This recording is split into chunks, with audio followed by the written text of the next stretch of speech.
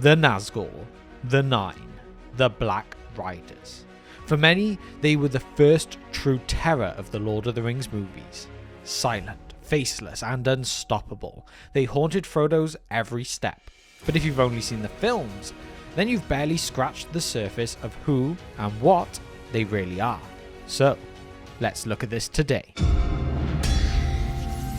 Build me an army worthy of Mordor.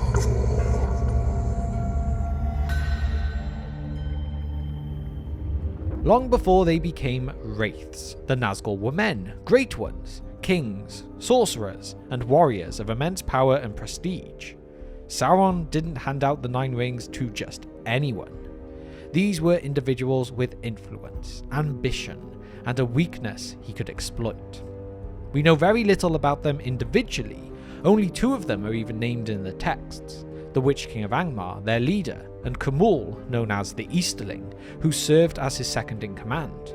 As for the rest, their identities are shrouded in mystery, but Tolkien hints that three of them were Lords of Numenor, most likely from the King's Men faction, those who had turned from the Valar and were open to Sauron's corruption. This ties them closely to the Black Númenóreans, like the Mouth of Sauron, who also fell under his sway.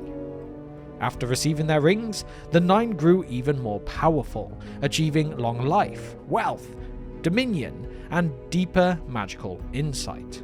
But over time, the rings twisted them. The longer they lived, the more they faded.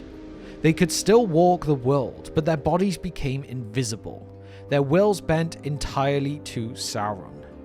They didn't just die, they fell, becoming Nazgûl, Ringwraiths, bound forever to the will of the One Ring. Their first emergence as the Nine is recorded in the Second Age, around the year 2251. From that point on, they became Sauron's chief instruments of fear and domination, his most loyal and terrible servants. Even after Sauron's initial defeat at the end of the Second Age, the Nazgûl didn't truly die. They faded into the shadows, waiting for their master's return. What makes this so chilling is that they weren't mindless beasts. They were once men who chose this path, and it's that choice that makes their story such a tragic warning in Tolkien's world. Power corrupts, and the rings of power, they corrupt absolutely.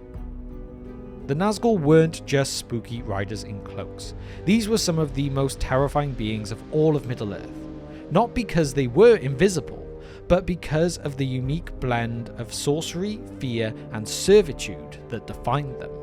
Let's start with what makes them so dangerous. As we've kind of touched upon, they exist primarily in the unseen realm, a spiritual plane parallel to the physical world. When Frodo put on the ring, he entered that world, and suddenly the Nazgûl appeared in their true forms: pale, ghostly figures with glowing, merciless eyes. In our world, they were only made visible by the cloaks and armor they wore, but even that was more for appearance. Physically, they couldn't be harmed by normal weapons. Only enchanted blades, like the ones from the Barrow Downs, could do real damage. They carried Morgul blades themselves, daggers imbued with black sorcery.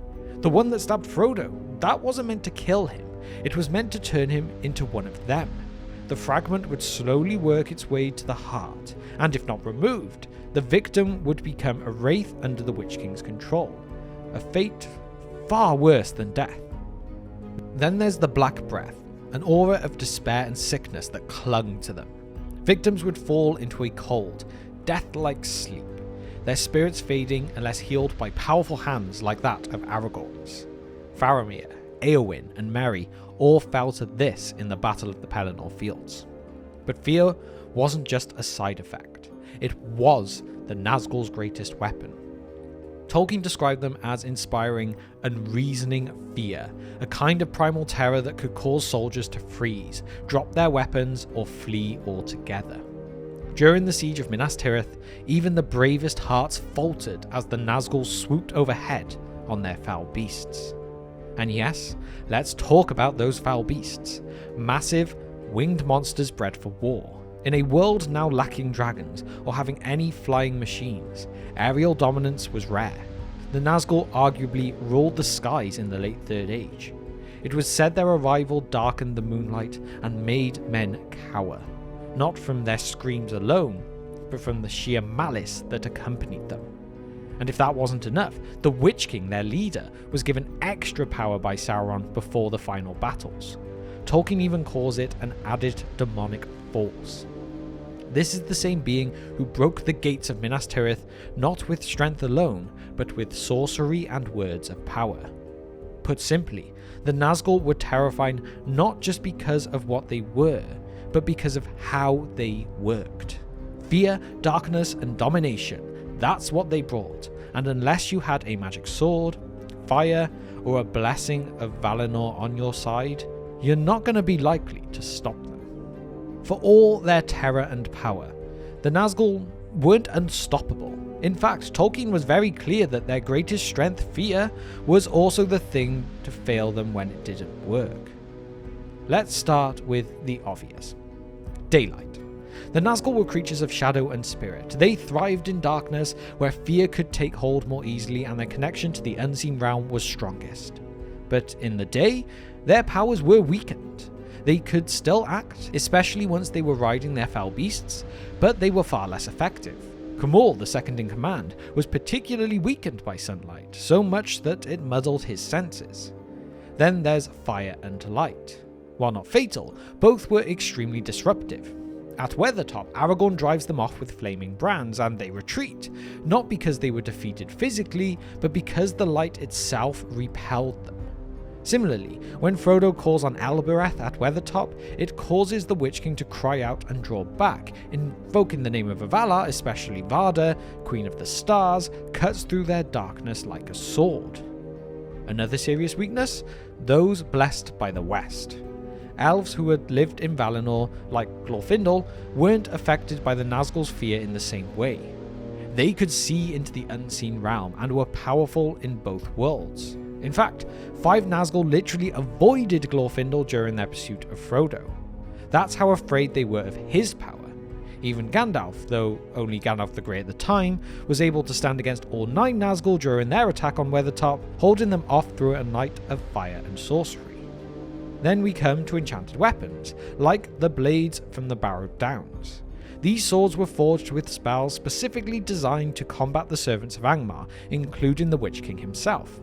Merry's blade, as we all know, is what made the Witch King vulnerable to Eowyn's killing blow. Without it, her sword likely would have shattered on impact. That tiny bit of ancient enchantment made all of the difference. And finally, perhaps their greatest weakness of all, Sauron himself. Their very existence depended on him. It was Sauron's will that bound them to the world. When he was destroyed, when the One Ring was finally cast into the fires of Mount Doom, the Nazgûl perished with him. Their rings had long been reclaimed, but his power was the anchor that kept them in Middle-earth. Without him, they faded, wailing into nothingness in the skies above the erupting mountain. So yes, they were terrifying, but they weren't invincible. Light, flame, courage, and ancient magic could all break through their shadow, and in the end, it wasn't brute force that defeated them. It was bravery, mercy, and the destruction of the very thing that gave them life. So when you picture the Nazgûl in the movies, they're terrifying. Hooded figures screeching on horseback or soaring on fell beasts. They're quick, they're deadly, and they're dramatic. But truthfully, the books show them in an even more chilling light, and sometimes a more restrained one too. See, Tolkien doesn't make the Nazgûl into overpowered monsters who cut down dozens of foes in a whirlwind of blades. Instead, their strength is more psychological. It's their presence that brings the fear, the chill that runs down your spine when you know something awful is just beyond the veil. The Nazgûl's most frightening power is what Tolkien called the unreasoning fear that they inspire. During the Battle of the Pelennor Fields, we're told that even hardened warriors drop their weapons and flee at the mere sound of the Ringwraiths' voices. Their cries freeze men in place. Their presence spreads despair. People don't run because they're cowards. They run because they physically cannot resist. And then there's the Black Breath. This wasn't just fear, it really was that weapon. that prolonged exposure to the Nazgûl could knock someone unconscious or worse. Like I've said, Merry, Éowyn and Faramir all fell to this, and without Aragorn and his hands of healing in the houses of healing, they would never have truly survived this. Imagine a sickness that you cannot see, that feels like your soul is being drained. That's what the Nazgûl wield. And then again, if we look at that Morgul blade another time, another horror. When the Witch King stabbed Frodo at Weathertop, the shard that broke off inside him tried to turn him into a wraith. Now there's the joke of whether he would have just been a mini wraith, but that's kind of besides the point. Elrond barely had removed the thing in time, and that dagger shows it's not just a weapon, it was a spiritual infection, one that could permanently change who you were. And yet, in the books, they don't just go around slicing everyone up. The Nazgûl rarely fight directly unless they have to. That's because their job isn't brute force. They're not going around trying to turn everyone into an army of Nazgûl. They come with terror, stealth, and domination. They're spies. They're messengers. They're enforcers of dread. And when they do fight, like the Witch King at the gates of Minas Tirith or at the Ford of Bruinen, they show exactly what they're capable of. With a cry and a spell, the Witch King helps shatters the very gates of Gondor. At the Ford, the Nine cause Frodo's will to crumble just by raising a hand. So yes, the movies show them as fearsome enemies, but the books, they show why the Nazgûl were Sauron's most terrible servants. Not because of how many people they could kill, but because of how utterly they could break a person without lifting a finger.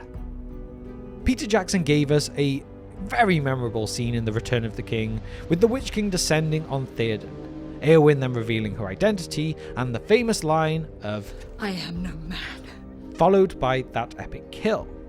And while that moment is actually one of the more faithful adaptations, the details of how it all goes down in the book add even more depth to the story. In the films, Éowyn defeats the Witch King mostly alone, with Merry stabbing him first and Éowyn finishing the job right after.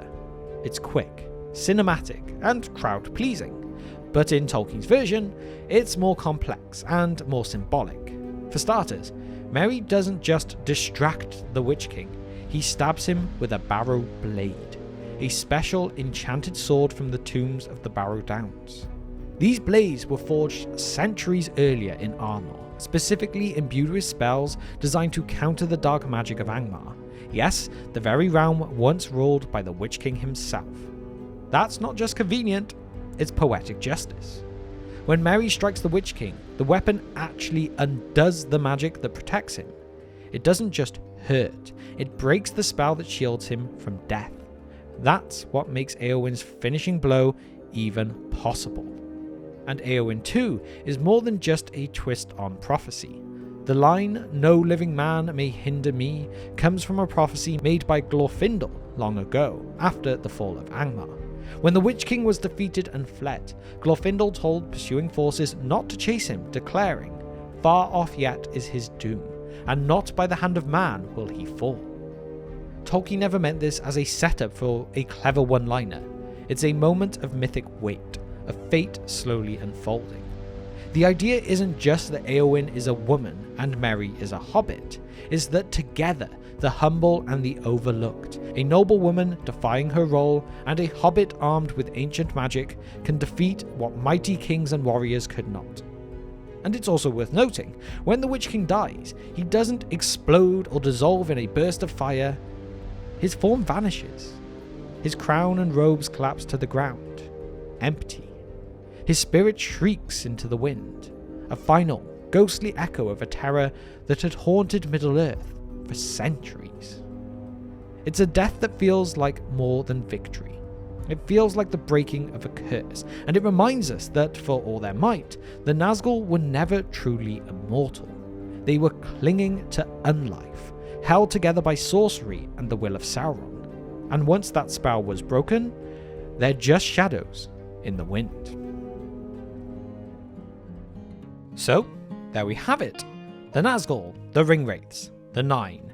They weren't just faceless villains who screeched and stabbed their way across Middle-earth. They were once mighty kings, warriors, sorcerers, who traded their mortality for power and lost everything.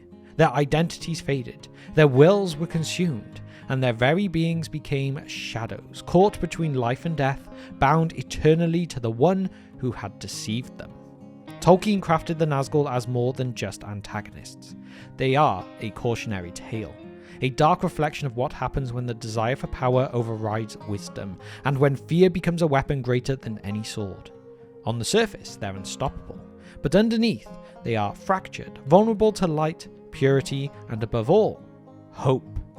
The movies captured their dread, their chase, their sheer presence. But what they didn't show us is just how deep their story really runs. Their fall was not sudden. It was slow, inevitable, and utterly haunting. And that makes them far more terrifying than any film screen ever could. Now it is your turn. Did the movies do the Nazgûl justice? Or do you prefer Tolkien's original vision of these wraiths of shadow and fear? Share your thoughts in the comments below. And along with this, if you would like to support the channel in other ways, please consider our Patreon. You can't always rely on YouTube itself, so this extra support will really help the channel stay strong and keep us getting that content out for you. But with that, thank you for spending just some of your time with me today, and I will see you next time on The Broken Sword.